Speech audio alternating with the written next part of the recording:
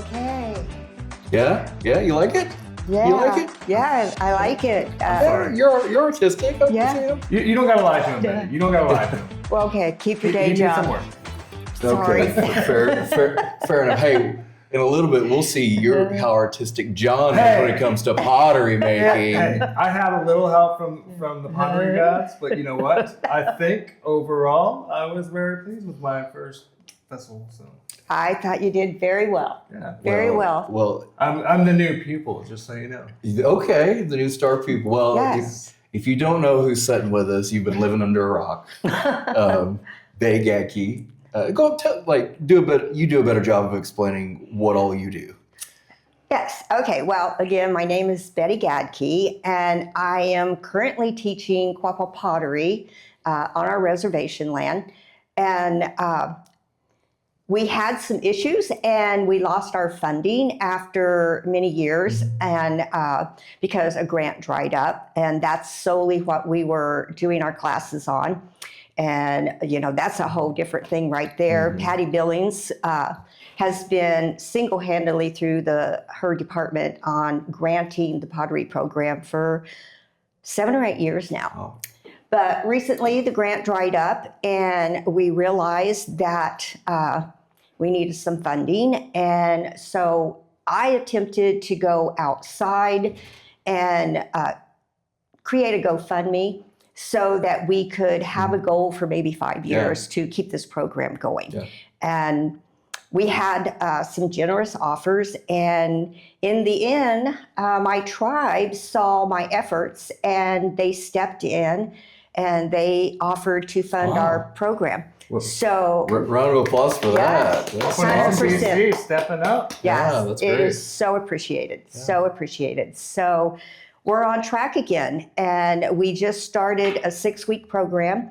And Johnny is in our beginner class, and so he did his very first vessel last week. How I do you do? gotta say, honestly, How do you do? He did great. He there's did great. conversation out there about how it's pottery can be healing. Mm-hmm. I Yes. found it very therapeutic. It is honestly. I went home and I was telling my wife about it, and she's like, "You are not picking up another habit." And I was like, I'm telling you, it's so different. It's amazing. Well, that kind of leads me to my first question. Why is it so important that this program gets funded, and why is it so important that this program continues? Well, let's go back, several hundred years. The pottery was a life-changing thing for the Quapaws. It was life-saving. If you could imagine figuring out how to make utensils to cook in, to eat on, and they were very creative back then as well. To drink from. To store seeds in. That particular vessel is called a female hooded effigy vessel. And if you notice, the back of this has the hole in the back of the head, not on top of the head. So that would have been something that the Quapaws may have stored seeds or something that they didn't want moisture or debris to fall down into that it. makes sense. So that would have been something. Got a few ex-girlfriends that look like that. The Quapaws, they were PG, very, PG. they were very creative in their pottery making. And this particular vessel, actually, we did a repatriation up north at Angel Mound, and this clay came out of that grave, and they gifted it to me. And because it was such a spiritual experience, only a few people actually got to witness putting all this stuff back into that grave.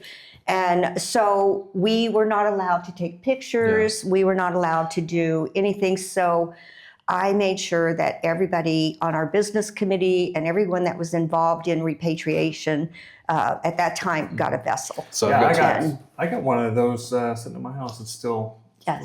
So I've got two Yes. questions. What's the significance of angel mounds?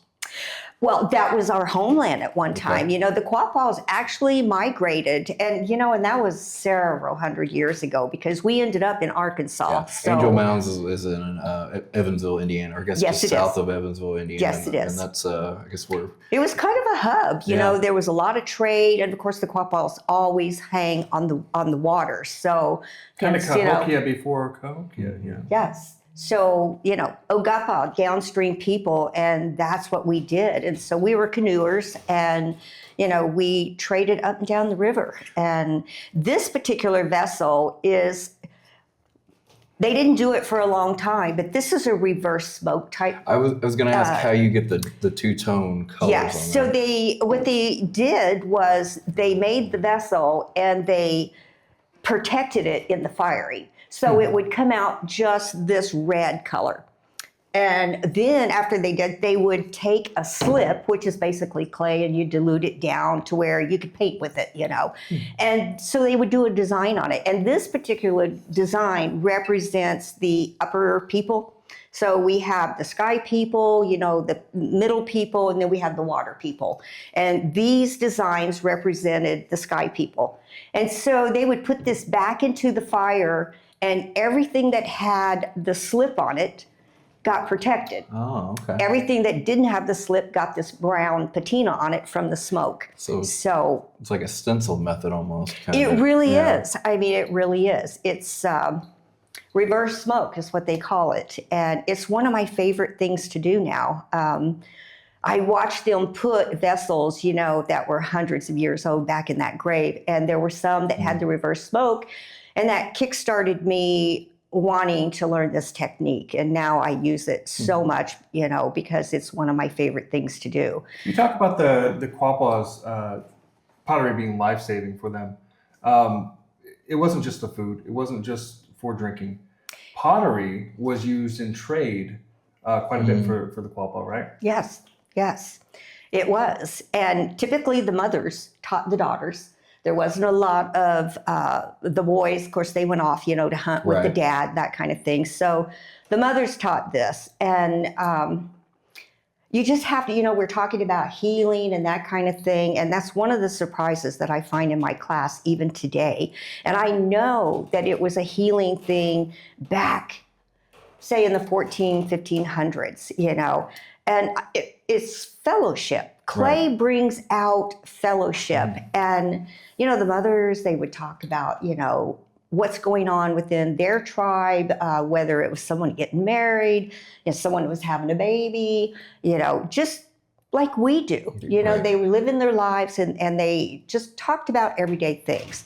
We do the same thing in our pottery class, because it's on the reservation. And so, most of us are around there, and that's what we do in class. We talk to each other, we learn about each other. Give each other a little grief, Oh, there's Right. a lot of joking around in class. Yeah. Quapaws were known for being jokesters, clear back. And it's still definitely in our gene, for sure. It's there. But one of the things that really surprised me is that we have a certain amount of people that have come into our class with things that they're dealing with, traumas, maybe illness, maybe losing a loved one. And some of them were very devastated, and they have come to me and told me that this is what helps heal them. Wow. They can finally get lost into something, and it takes them temporarily away from what they're dealing with, and 2 in hours is life. not enough, honestly. That No. 2 hours flew by. It does. It does, because it's fun. And again, we're acting up and having a good time, and and people help each other. If I'm busy, I find that some of the other people, if they will help you catch up. Yeah. If your vessel is collapsing, they'll try to come to your rescue. That That happened was to a little him, personal. didn't She looked at me when she said that. So- No, I honestly, we did 4 hours that first week, and Yes. and I was like, man, I'm not even going to get this vessel done because there's so much that you're putting into it, and you want it. Like I wanted it to look really good, and obviously, like I said, I had a little help, but I mean, You made it for him, didn't you? just a No, little bit. well, there's a rumor that, and I tell them, just do your best, the clay gods come in, and they might look over and just do just a little tiny bit here and a little tiny bit there. The clay gods look favorably upon you. Is it- Just, is it just that? a little bit. Just a little bit. Now, for those of you that don't know, explain to them how often you have classes and where these classes are located at. Well, they're on the reservation, so they're in Quapaw, Oklahoma, and the classes have just restarted up. We have been doing this. Well, I served on our Indian Council, and I realized while I was serving, because I was sitting in on all the meetings and the cultural committee meetings, I realized nobody was doing our pottery. We had completely let it go to the wayside, and and it's not because of us. I mean, the Relocation Act from Arkansas to Oklahoma, we lost 90% of our people, and so the pottery kind of went to the grave, on the way to our new home. And I had put off doing pottery for many, many years because, like everybody, you young people, you have families. Well, I did too. And so I just kept putting it on my back burner. It's going to be something that I do after, my kids are raised. And when I got back to where I wanted to do it, I realized there's nobody teaching. So that kickstarted me. And some of the elders pushed me. Flossie Matthews, she was constantly pushing me. Ardina Moore was very big on helping me, achieve this. And just through trial and error, I just felt like I needed to stay 10 steps ahead of my students because I did not consider myself a teacher, quite frankly. But unfortunately, I'm all they had. So I just figured, okay, just teach them what I know and just keep doing the pottery. And that's how I managed to, I wouldn't say I've perfected it, not by any stretch of the imagination. Unfortunately either, because honestly, you are so talented when it comes to pottery. It's amazing the work that you've done. You're in, 20 museums throughout the United States, some of your work is in? Yes. I don't know how that happened. I have 20 pieces in 20 different museums. I have 130 pieces at the Saracen Which is Casino. phenomenal. I was going to Pine say, Bluff. this is just such a small sampling of it. You can check out more of your stuff at Saracen. There's some here at Downstream Casino. Yes, I've got lots in downstream now, and I have some in Europe and Brazil and Canada, and I just It's kind of become something that's highly sought after. I mean, we've turned it into awards. I don't know if they're Yes. going to be Dignitary. coming from my pottery. But Maybe. But that is the goal. Yeah. So the goal for this program is right now we are doing a beginner class and an intermediate class, but we're only doing one. So before we lost the grants, we were doing 4 classes. So we were basically doing it all week.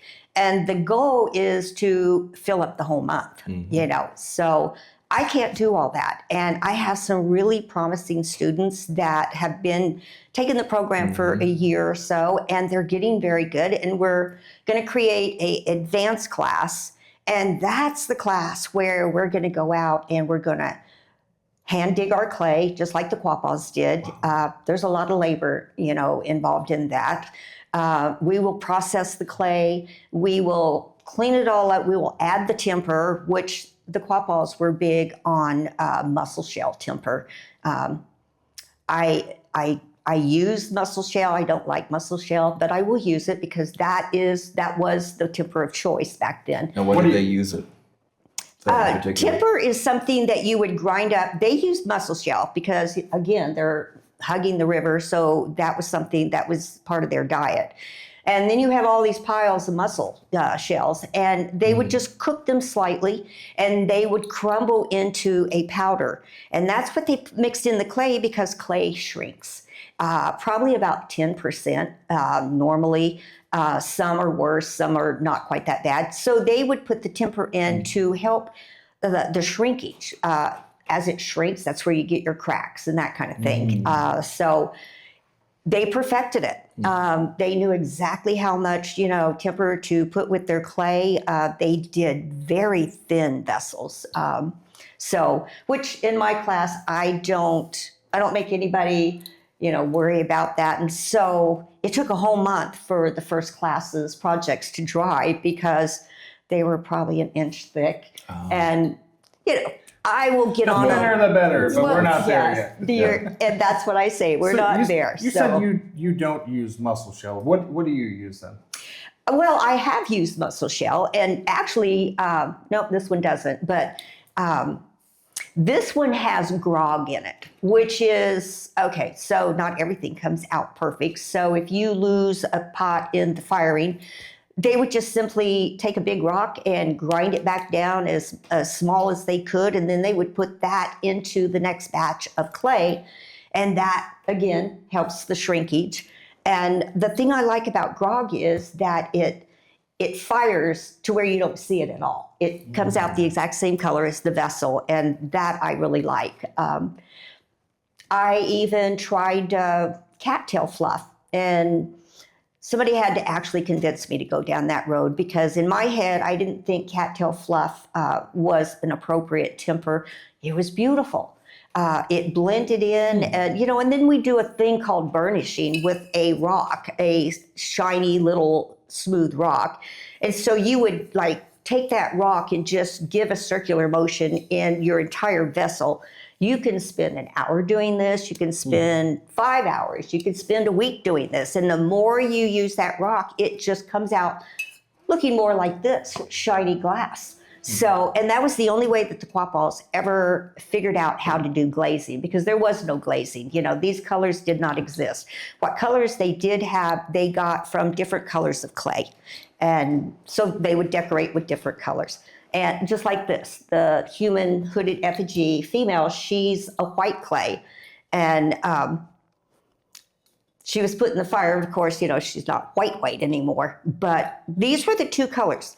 And I don't know why I didn't bring something that had the swirl on it. I've already nicknamed it the Quapaw swirl. Yeah. And that's how you recognize a piece of Quapaw pottery, the red and the white. No other tribe did that. So that was, boom, that's Quapaw pottery and right there. collectors seek that out, Quapaw pottery quite a bit. Yes, they do. It's very collectible. When I go around, I go to museums a lot, I flea market a lot, and actually I find a lot of Mississippian, they lump it into Mississippian pottery.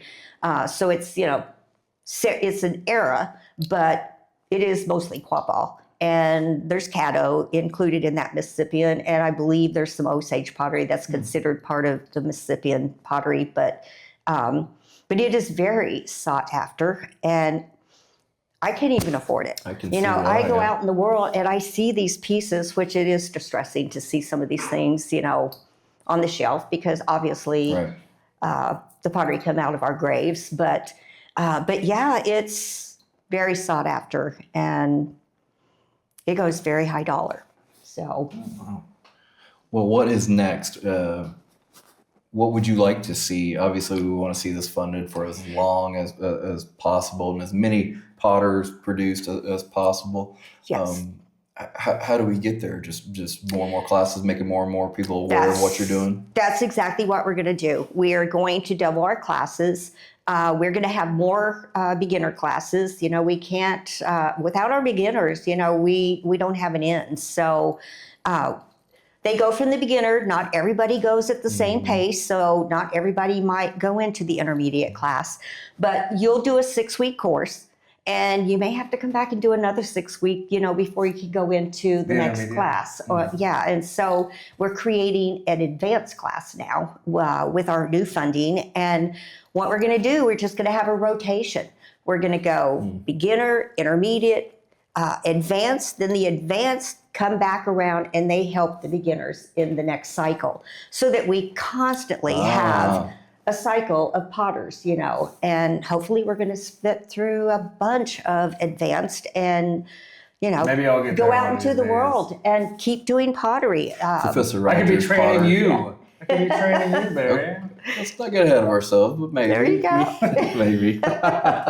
No, this is great, and of course, just because you're being funded, if there's somebody out there that wants to make an endowment, I'm sure you'll accept it. And if somebody wants to purchase a piece, you do that. Where can they do? Where can they find details out on that? Yes. Well, and the whole thing for me was originally we need to bring our pottery back to our funerals.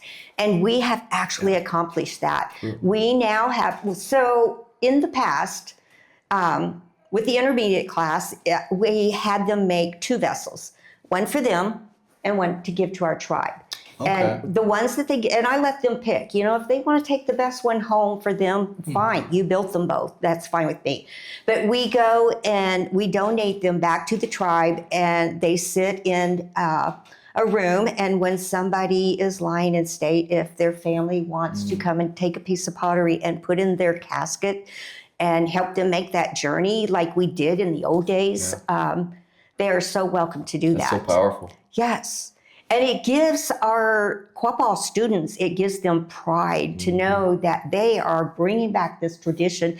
Pottery is our oldest tradition, and that's why it's so important to keep it alive, because it's probably, well, it is the oldest tradition that we have. We have a lot of new things going on in our nation, just evolving over the years.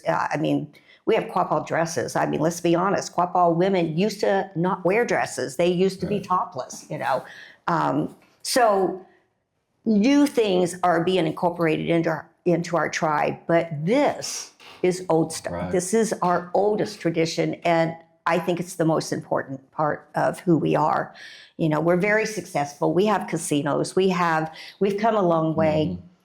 But we can't forget where we came from. And this was a life-altering thing for the Quapaw back in the day. So it's important. And everything that goes with it. Because there's more than just building a vessel. There's so much more that goes into it. And if you're creating a vessel for someone, like I have tried to create vessels, special vessels for everybody in my family, so that it's like having an eagle feather when you, are making your journey, to be with Creator. You do something personal.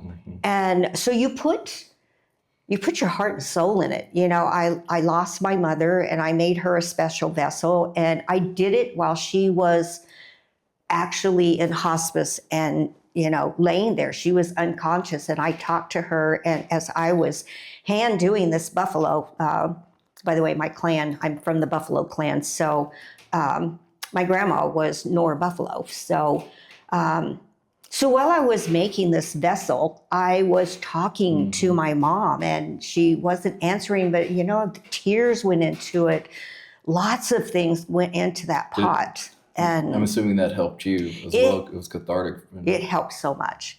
It really helped so much. And I did the same thing with my brother when he passed. I took the time, and and that's what part of this class is. It's not just playing in clay. You talk about important things, in our nation, and of course, a lot of us are family, and so we can talk about our grandparents and growing up. My grandmother was a pureblood Quapaw, so I feel like I'm one of those few that are left in our tribe that actually got that firsthand, experience with the old ways. Yeah. And a lot of the things that I make, like I'm not supposed to call them little people. I'm going to call them my little Indians. Some elders asked me not to call them little people. That's a whole different story, But I decided to make a series of 10 Indians, and every one of them represented one of our old ways, like a potter or a basket weaver or the fire keepers, and so I just, and then of course, my great-great-grandfather, Tejika, whom I am named after, my name is Tamishika, which means little buffalo woman or female. And of course, he was just buffalo calf. So anyway, these are just things that go into doing, a vessel. You think about everything that you've grown up with, all the ways that you witnessed that some of our people don't witness anymore, because we don't have any purebloods left, and you can be a full blood, but it's probably going to be half this or half that, a different tribe.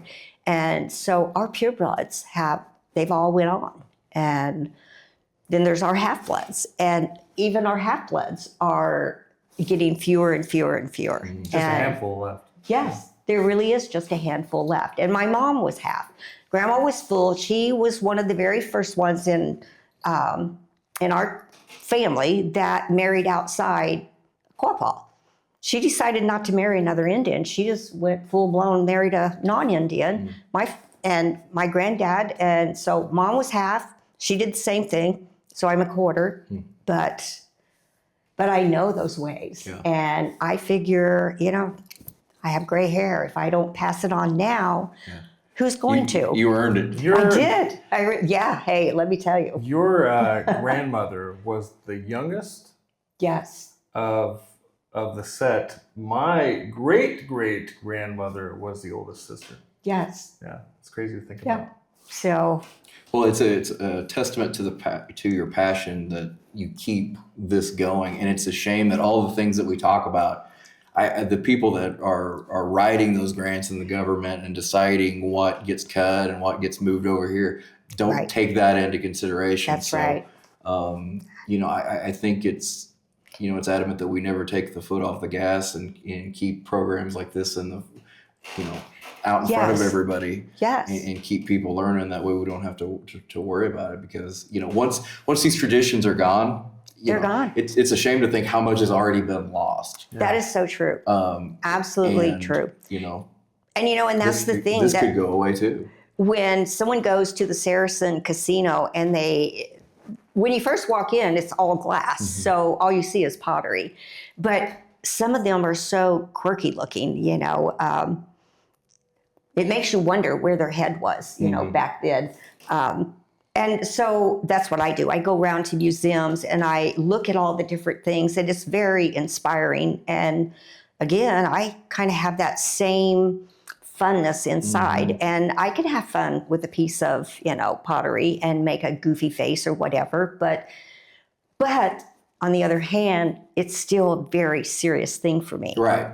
And so with that being said, I didn't get a chance to mention that would like to mention that one of the things under this new funding, thank you again, Business Committee, it's going to also allow us to do all kinds of videos and, just YouTubes, put them where every single Quapaw can have access to them, whether they live in Montana or whether they just live in the next town over.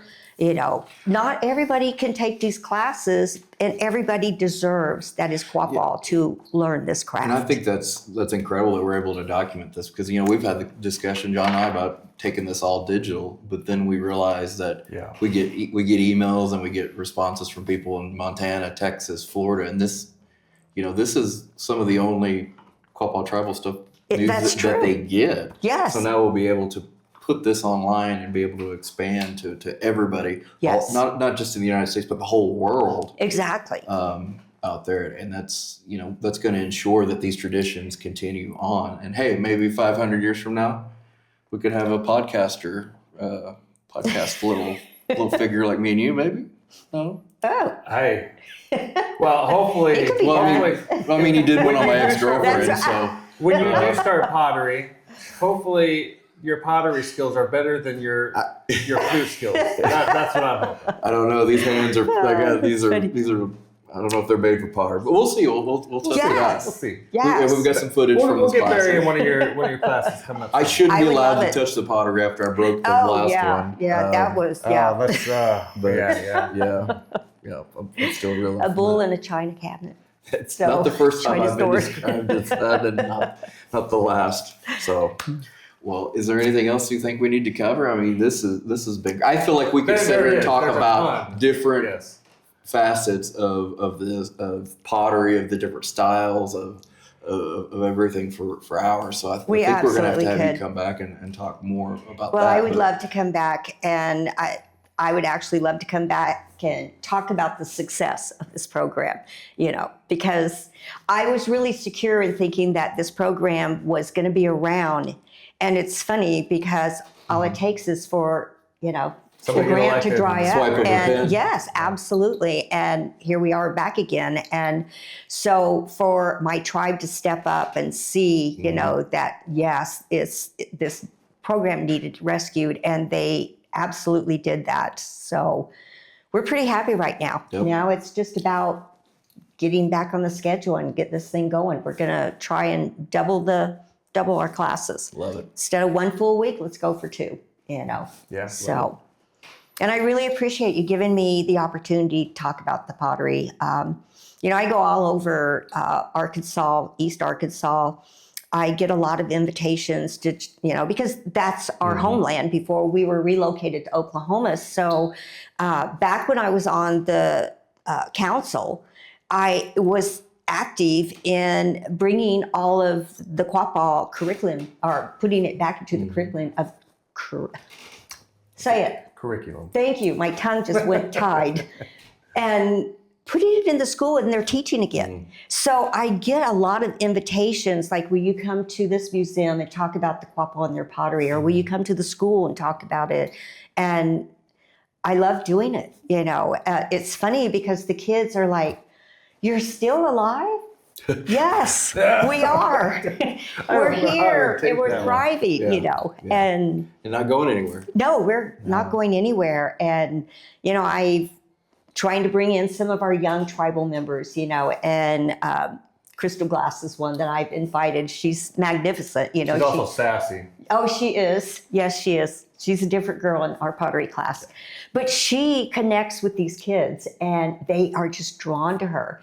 And yes, she's going to be doing this when she's gray-haired like me.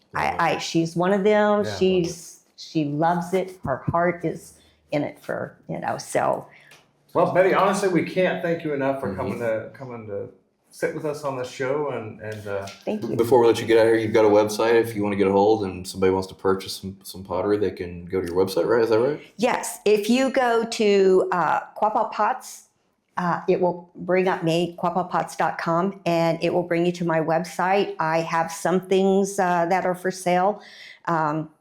Honestly, this is one of those things that just fly out the door Right. Yeah. as soon as I get them made. It's hard to keep inventory because people realize that there are not Quapaw potters out there hardly anymore. And so they're trying to, get their hands on this stuff too. So it's all good. Yeah. Win-win. All right. Well, thanks for coming on. And All right. quapawpots.com. You can you could try and get your own piece. And- Try. Yeah, but honestly, I look forward to getting you back on the schedule and hearing about the success and seeing John's pot. Maybe I can Yes. maybe I can handle that one too. Hey, join us next week. We're the Buffalo Room, and maybe you'll have my pot ready. Who knows? Very could be. All right, I'm Thank out here. you. Where you going, John? Is that something I said?